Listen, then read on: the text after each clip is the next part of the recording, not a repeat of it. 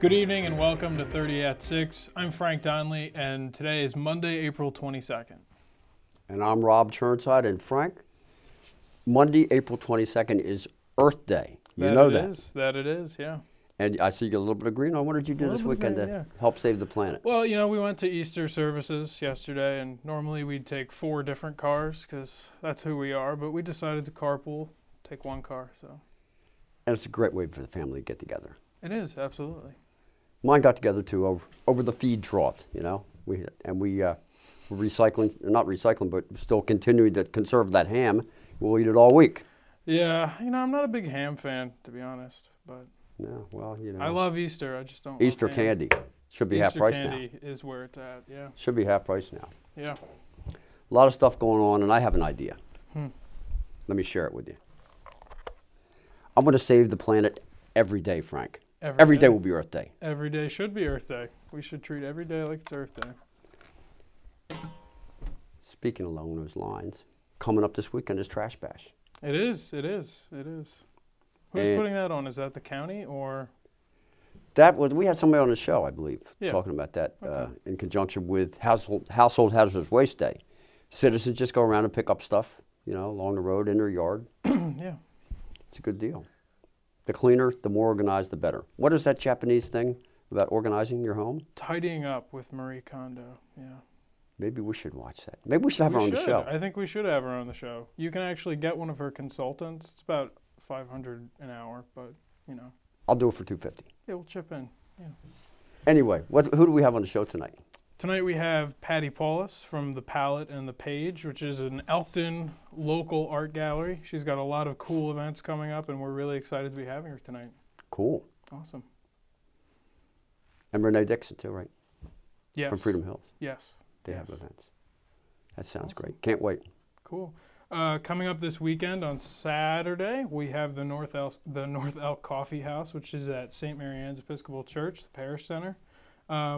What else do we have going on, Rob? We have the West Nottingham Cancer Research 5K, which is a student-organized event for the Ryan's Birthday Foundation. Awesome. Yeah. And Cycle for Cecil. Definitely. Cecil Land Trust. Yeah. And last year, I was there, and last year you could do like 5 miles, 10 miles, 35 miles, or 60 miles, and at the end, Bill Kilby was giving out his new drink that he made. It was like a miracle drink. Fire Tower Brewery Stout, I think, with Kilby cream, ice cream in it. Oh, wow. That's awesome. A lot of people got rejuvenated. That sounds Some great. got recycled. I would definitely like to try that. Awesome. And now for the news. The town of Port Deposit has named Susan Smith as the new acting chief of police. Smith is a retired member of the Maryland State Police who has served for 24 years, including 15 years with the Criminal Investigations Unit. As acting chief, she will be responsible for determining the policing needs of the town, along with creating a community policing initiative and serving as the point of contact for the community's public safety issues and concerns. Acting Chief Smith said that she feels policing is one of the noblest professions a person can undertake, and it has incredible rewards and responsibilities. We've looked through the recent Facebook posts of prominent local Republicans that conservative Ron Lobos has been elected to serve on the Cecil County Republican Central Committee. Lobos, a member of the Cecil County Campaign for Liberty, will fill one of the 3 seats recently vacated. Committee Vice Chairman Vince Sammons is quoted in the Cecil Whig saying, "Many of us have worked with Ron when he was a part of the Tea Party Patriots group in the county. He also had a conservative voice, and we felt that he was a good choice for the seat." Substance abuse, violence, and poverty among the unfortunate realities facing many Cecil County families, and are experienced as trauma for the children exposed to them. To evaluate the extent of these effects and hopefully mitigate the potential lifelong damage that result, Cecil County has received a $639,000 Department of Justice grant to provide counseling to this vulnerable population. The core of the 3-year project is the provision of direct trauma therapy services to children who are impacted by opioid use and its resultant trauma. Counseling services will be contracted to Bodie, a mental health counseling practice in Northeast, and the project will be coordinated by the local management board, which is part of the county's Department of Community Services. We'll be back after the following announcements. Hi, I'm Dr. Sam Charles. For 30 years, I have been practicing functional medicine and gentle chiropractic. Elkton Chiropractic Neurology is dedicated to enhancing whole body rejuvenation, whether or not you are afflicted with injury or disease. We utilize a structural, neurologic, metabolic, nutritional, and energetic approach to restoring your body to its full potential. After coming to Dr. Charles, I'm better than I was before. You deserve to feel good and to have an active lifestyle, so why not call Elkton Chiropractic Neurology today? Welcome back. I'm excited to introduce to you Patti Paulus, who is the owner of The Palette and the Page, which is a woman-owned local art gallery. Patti, it's great to see you. It's great to have you here. Thanks for having me. Awesome. So one of the really interesting things about The Palette and the Page is your commitment to the local arts and the local art community. Can you talk a little bit about that? Well, what we do is we feature local artists and local authors, and so right now we have 35 local artists and almost 30 local authors. And what that does then is it enables them to have a place to show their work, and it brings people into downtown, which is super cool. Yeah. And since we've been doing it for 10 years, we also have our openings on First Fridays. That brings more artists in too, because it's generally 2 new artists. Right, absolutely. And congratulations on 10 years. That's awesome. I know, isn't That's that great? fantastic. The comptroller came and gave us a certificate of yeah. appreciation. Yeah, I heard he was in the area. Yeah, it was super cool. Awesome. So this month you have a special exhibit gallery. What's it called again? We have a room in our gallery called the Special Exhibit Gallery, and in that space right now is pattern and texture. And so it's an encaustic artist, which she's from both of them are from New Jersey, actually. Sandra Koberlein, and encaustic work is mixed media with a wax over the top, and her work is amazing. So, and then the other artist is a clay artist who does jewelry and functional bowls and buttons, for knitters and things. So that's cool. Yeah, well, I was looking on the website and I saw that she had some really incredible beadwork and stuff like that. That's really cool. Yeah. It looks like a great exhibit. That's Barbara Hanselman, and that shows up till this Friday. This Friday, the 26th? Awesome. Yep. So that's this month's exhibit. What about next month? What's coming? Next month is called Getting Real, and we will have Amy Stewart, who does oil paintings, realism. Her focus is realism, so a lot of still lifes, which is like fruits and bottles and pictures and all different things like that. She may have some landscapes too, I don't know for sure about that. And then the other artist is Andrea Barrier, and she does jewelry using natural stones and silver. She's a silversmith. Cool. So yeah, it'll be really beautiful together. Awesome, and that'll be there for an entire month. It's for an entire month. So the opening is May the 3rd, and then we'll have live music by John Luther, and that'll be the first time he's played with us, and I'm excited about that. He is a pianist, so that'll be cool. And we will have Debbie Gill signing her book called Struck by Lightning. Wow. Yes. Is that a new release, or? It's not really new. She's been with us for, I want to say 4 or 5 months. Cool. But she literally was struck by lightning, and it tells her whole story. And she's a recovering alcoholic, so it talks about that portion of her life too. Yeah, well, it's definitely something to be talked about. So you guys have a lot of incredible events coming up. The first one I wanted to talk about was the first annual Sidewalk Book Sale. Yes. So what is that? What's going on? Well, Janet, one of my partners, has been collecting books forever, and she's been with the gallery since we started 10 years ago. And she is going to have, we're going to have books out on the sidewalk. Everything will be under $3.99. And I think she's going to do something with paperbacks that if you buy 2, you get 1 free. Oh, wow. And it's a rain or shine event. So in the event that it rains, which hopefully it won't, we'll do something inside. We'll figure out a way to do it inside. Nice. And we're hoping, I think that other places in town will be joining us. So Brookbend always has things outside, but I'm kind of hoping the brewery has some of their swag out, and maybe Central Tavern and the jewelry store up the street. So we're hoping that more people will join in. Yeah. It'd be kind of nice to have it become an annual event, but we'll see. Yeah, well, and it's put on by a book collector, so there should be a lot of good stuff there. Yes, Awesome. yes, she is a book collector. Yeah. And then coming up on May 17th, you have an artful tasting, which I know you came on here last year and talked about that, so maybe you wanted to give us an update on what's going to be this year. I think it's our 5th one. Okay. And the point of it is to raise money for a fine arts scholarship, and we're about halfway there. we have to raise $10,000 for it to be endowed, and then when it's endowed, it will continue to produce money to give a student a scholarship, and we see that as our legacy, you know, because a pal on the page probably isn't going to be there for forever, right? We hope. But well, that would be good.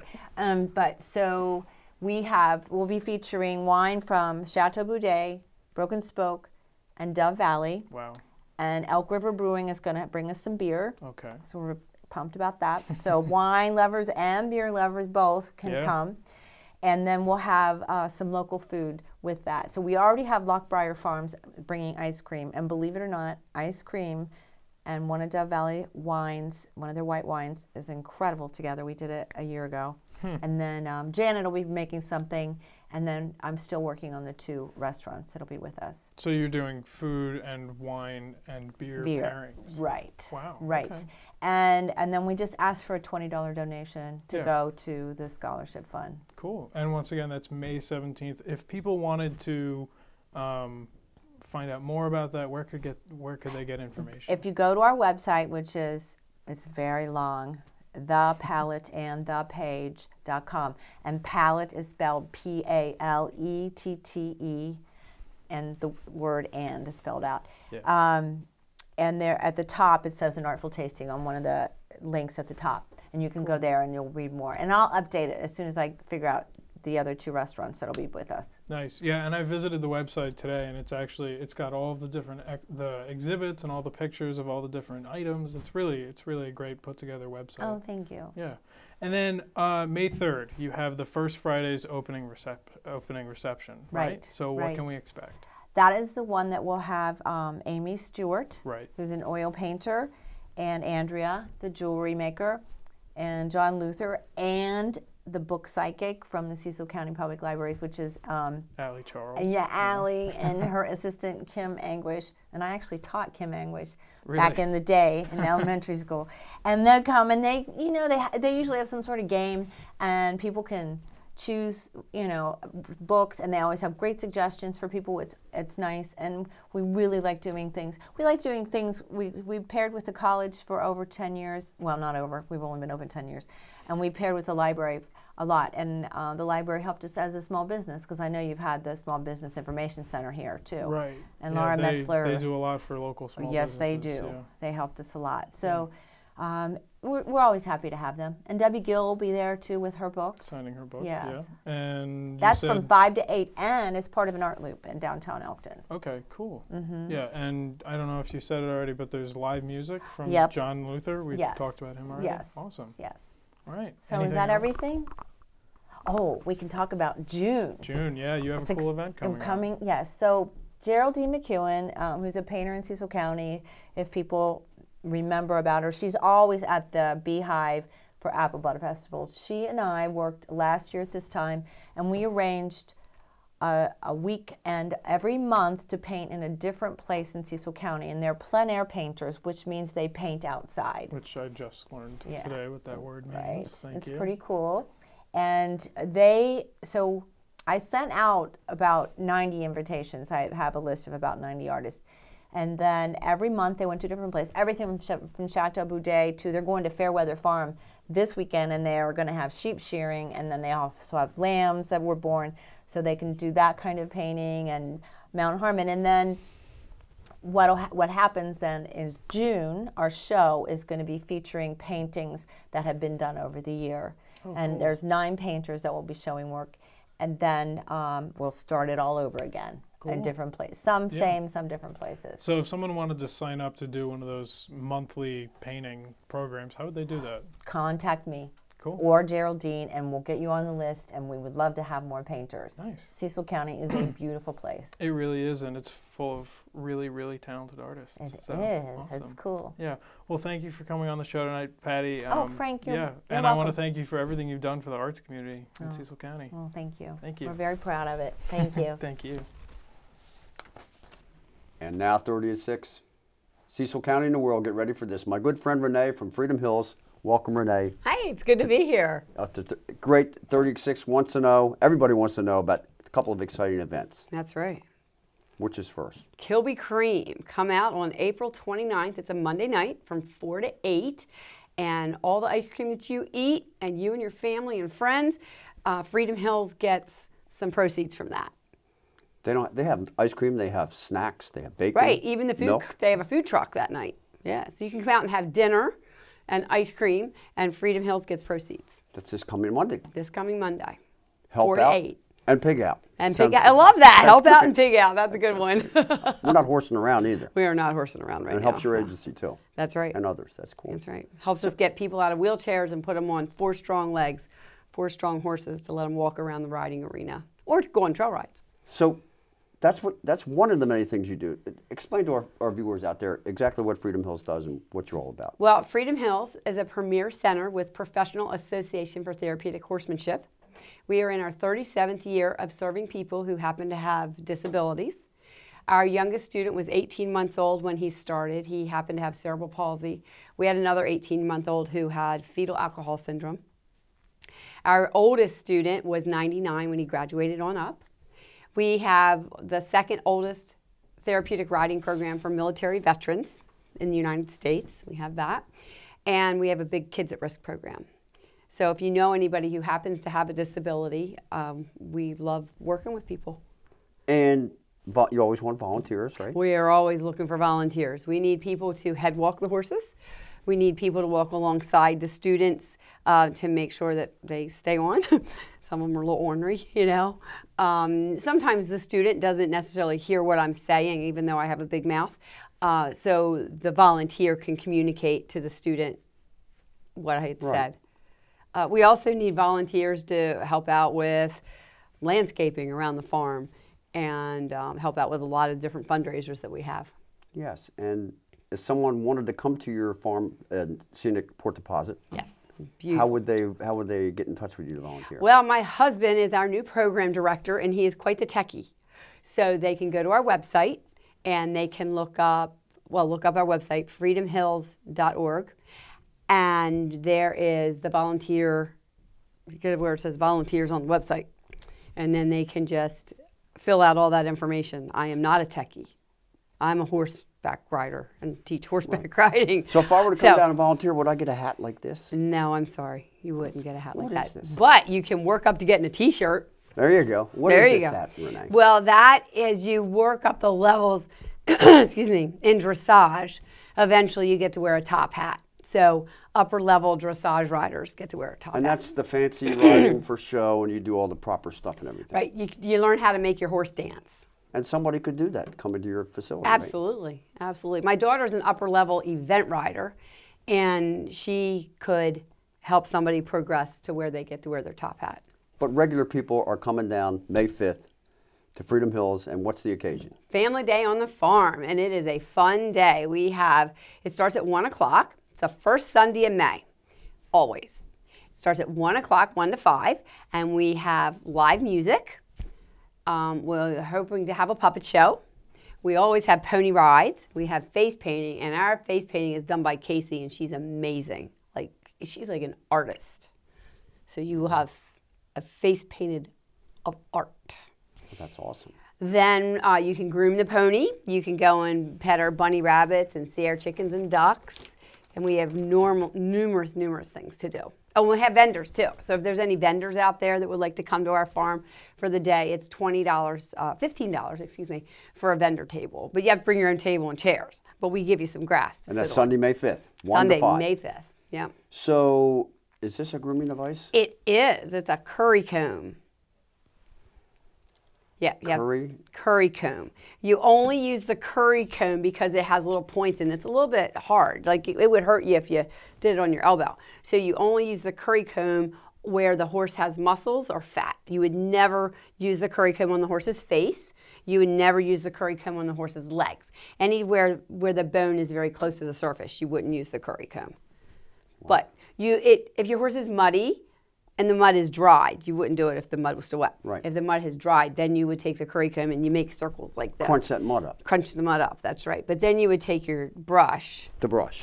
We need the brush. Exhibit B. Exhibit B. And there it is.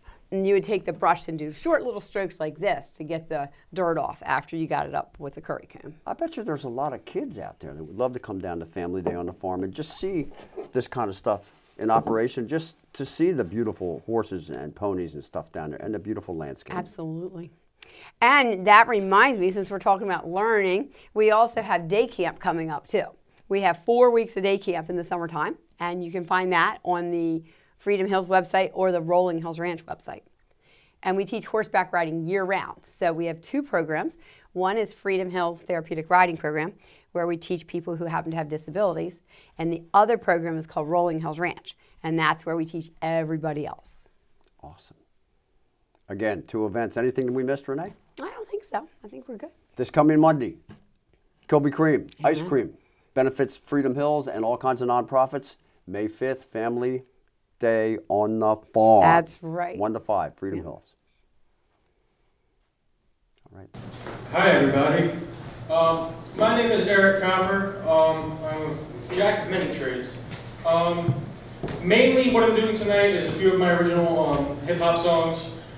This first one I wrote a while ago, and I figured it fit well with the blues jam theme tonight.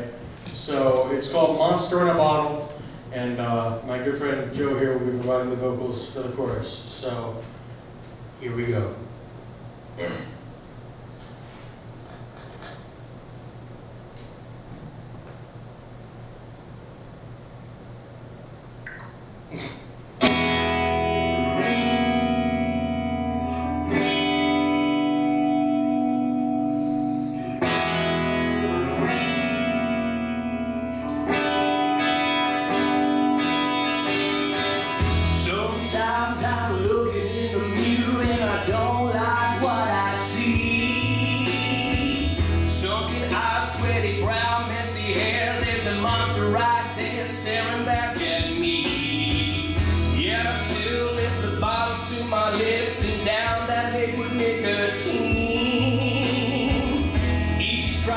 My life's flame flicker, the wick is burning quicker, liquor's got a stranglehold on me. And it feels like I'm drowning in a sea of misery.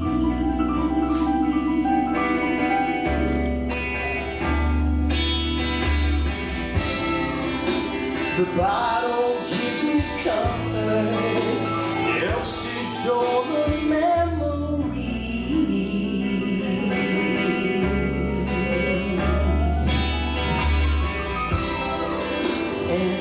Like I'm falling with nobody to catch me.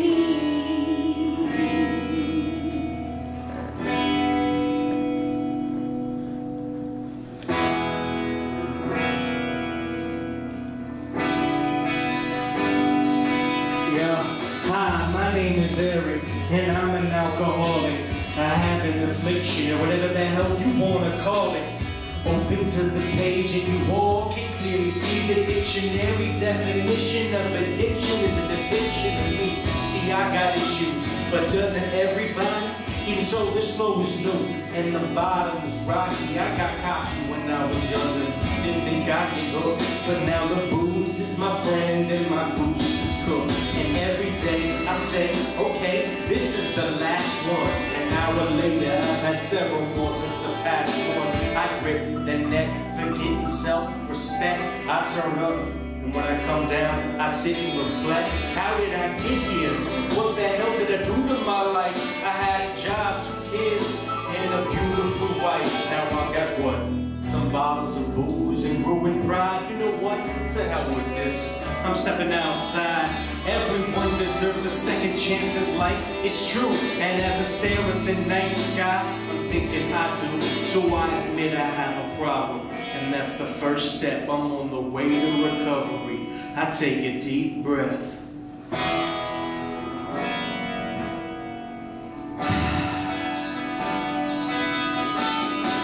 Sometimes I'm looking in the mirror and I don't like what I see.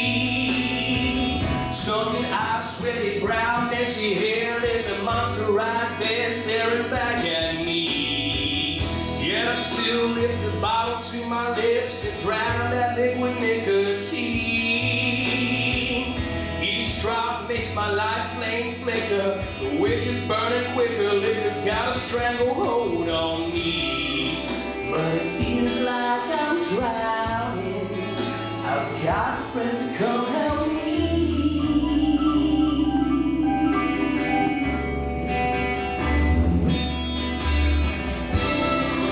All my friends, they give me comfort, and much I can clearly see.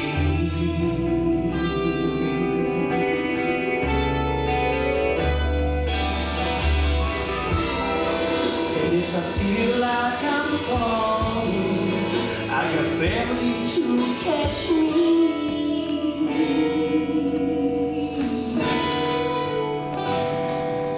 Thank you.